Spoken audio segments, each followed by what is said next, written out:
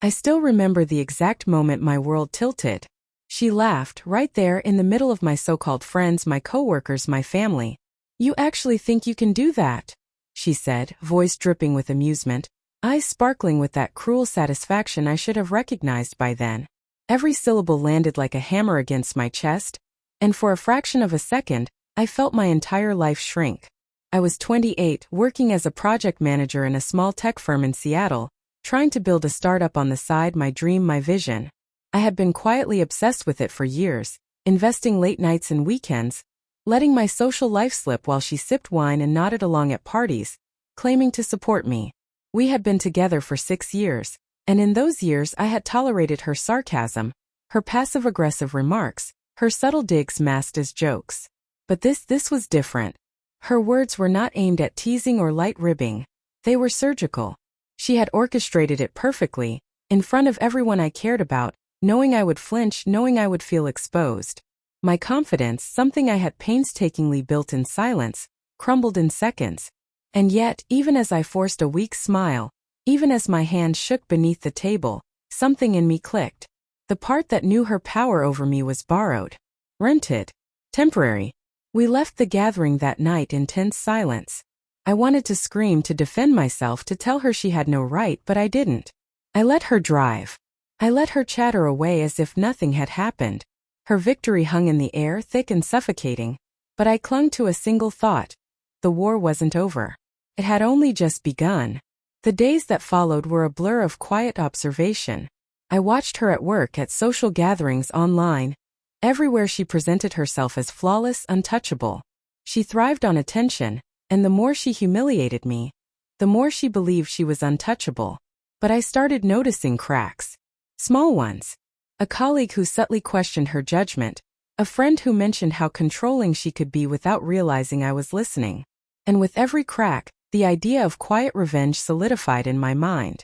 Not loud, not aggressive, not something that would stoop to her level, but something that would strip her of the borrowed power she wielded so arrogantly. I began by reclaiming my silence. Where I once begged for acknowledgement, I now refused to engage.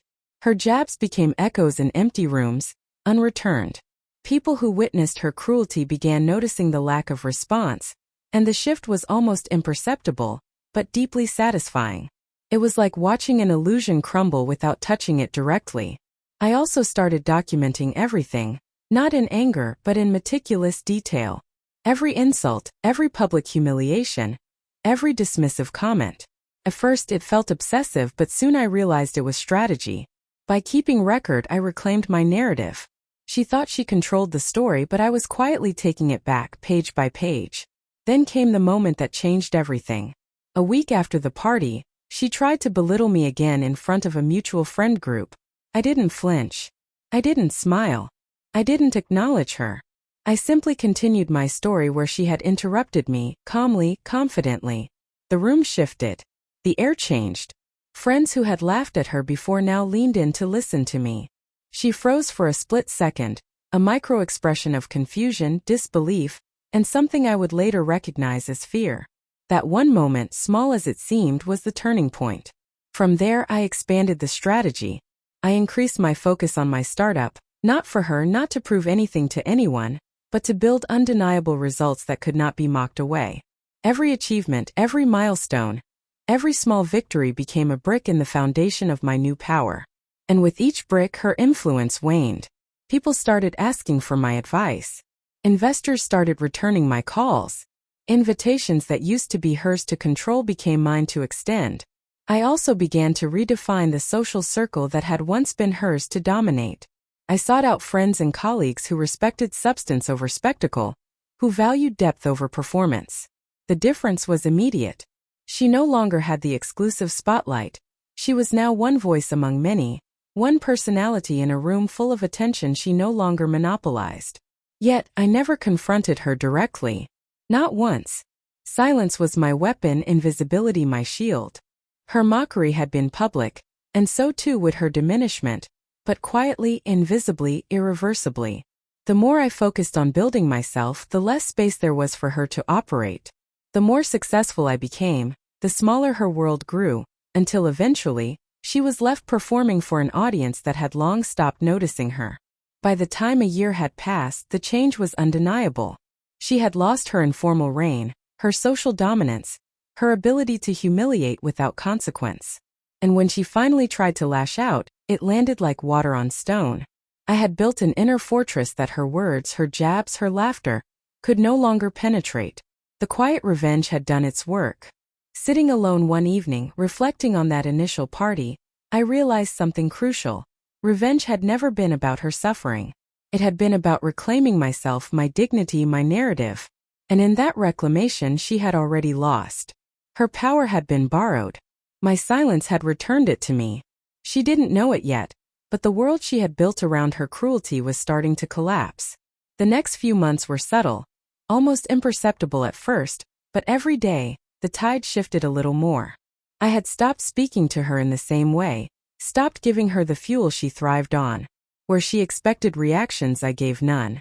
Where she hoped for humiliation, I simply existed, calm and unaffected. It was maddening for her.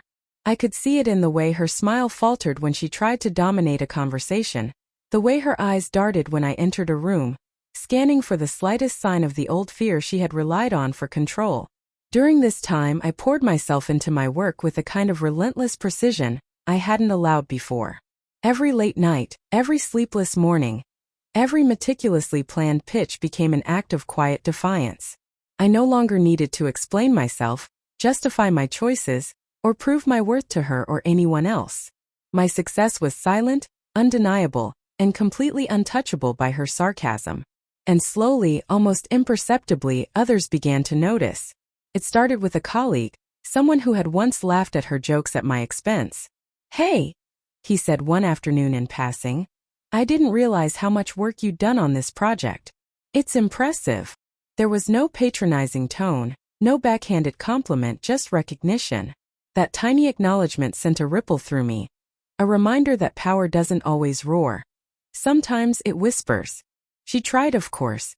She increased the intensity of her digs, subtle but sharper than before. A sly comment in a meeting, a mocking laugh during a team presentation. But I had prepared for this. I had rehearsed neutrality, the art of letting her words pass through without leaving a mark. And while she flailed for reaction, my work spoke for itself. Projects I had led turned heads, contracts I had secured brought praise, and slowly, the room that had once belonged to her dominance began to revolve around me. One evening at a networking event, the reality crystallized. She approached me, all charm and polished grace, smiling as though nothing had changed. "Still chasing that dream?" she asked, feigning interest. I nodded, calm and measured, and shared the news of a recent investor meeting, a partnership I had just secured. Her face tightened for the briefest moment, a flicker of the old panic, before she forced herself into a neutral mask. The worst part for her, if she even realized it, was that I didn't gloat, didn't flaunt, didn't say, "See? You were wrong." My silence, my dignity, my refusal to perform for her, was far more devastating than any confrontation. She had invested years in convincing the world that I was insignificant. And now the world was noticing something she could never control. My competence, my calm, my success. Socially, the shift was just as dramatic. Invitations that had once been hers to manipulate now came to me. Friends who had been spectators to her cruelty began seeking my advice. I watched, quietly, as she realized her influence waning, as her carefully constructed image of invincibility began to crumble. She tried to reclaim attention, tried to interrupt, dominate and belittle, but it no longer worked. The audience had changed. They were listening to me, watching me, valuing me. The psychological impact on her was subtle but profound. I would catch glimpses of her frustration, a flicker of irritation in her eyes, a momentary hesitation before a sarcastic comment, a careful recalibration of her tone in conversations she had once dominated effortlessly. I didn't need to confront her. The transformation was already complete. She had lost the borrowed power she had wielded so confidently, and there was nothing she could do to reclaim it. Meanwhile, I discovered a kind of freedom I hadn't known existed. I no longer measured my days by her moods, no longer allowed her words to dictate my self-worth. I felt lighter, stronger, more capable. The world had shifted quietly but irrevocably in my favor, not because I had shouted or lashed out, but because I had cultivated resilience, focus, and self-respect. Months later, our professional paths crossed again. A major project required collaboration between our teams. She approached, confident as ever, expecting to dominate the room. I smiled politely, acknowledged her points with neutral courtesy, and then presented my section with precision and clarity.